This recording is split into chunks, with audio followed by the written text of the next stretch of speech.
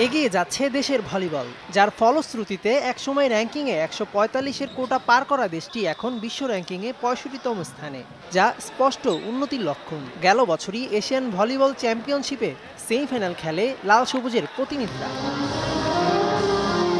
দেশের নারী ও পুরুষ বিভাগে তৃণমূল পর্যায়ে খেলোয়াড় তুলে আনতে বাংলাদেশ ভলিবল ফেডারেশন মিরপুরে শহীদ সোহরাওয়ার্দী স্টেডিয়ামে আয়োজন করেছে ৪ দিনের ঢাকা মহানগরী স্কুল ভলিবল প্রতিযোগিতা। এখান থেকে আগামীতে বাংলাদেশের হয়ে প্রতিনিধিত্ব করবে অনেকেই। ক্রীড়াক্ষেত্রে ভলিবলের মাঝে বাংলাদেশের সম্ভাবনা উজ্জ্বল। তাই এই আসরটি প্রতি বছর আয়োজনে সংগঠকরা দিলেন নানা প্রতিশ্রুতি। স্কুল থেকে শুরু করে ধাপে ধাপে প্লেয়ার বেরিয়ে আসার একটা সুযোগ গড়ে ওঠে।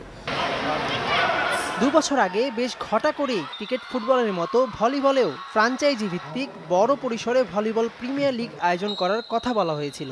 আশার কথা হচ্ছে চলতি বছরের অক্টোবরে মাঠে গড়াতে যাচ্ছে ভলিবলের এই আসরটি। প্রতিমন্ত্রীর কাছেও মিলল সহযোগিতার আশ্বাস। ভলিবল ফেডারেশন এই ধরনের বিপিএল এর আদলে তৈরি এই টুর্নামেন্টে আয়োজন করে। আমি ভলিবল অবশ্যই এই খেলাটি আরও অনেক দূরে এগিয়ে যাবে এবং আমাদের সরকারের পক্ষ থেকে যত রকম সহযোগিতা আছে আমরা সেটা করবো ইনশাআল্লাহ।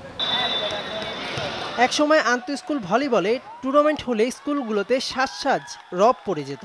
এখন তা কিছুটা মিলিয়ে গেলেও হারিয়ে যায়নি। অংশগ্রহণকারী প্রতিযোগীদের চোখে মুখে ছিল সেই উচ্ছ্বাস। আমরা জিতলাম, সো আরও খুব মজা লাগতেছে, ভালো লাগছে। Organization of the tournament is really nice because everyone gets to socialize with everyone and we get to see a lot of teams compete against each other. এবারের আসরে ঢাকার ৩৪টি স্কুল অংশ নিলেও পরবর্তী আসরে এই সংখ্যা আরও বাড়বে বলে জানা গেছে। মেহেদী নাইম, সময় সংবাদ, ঢাকা।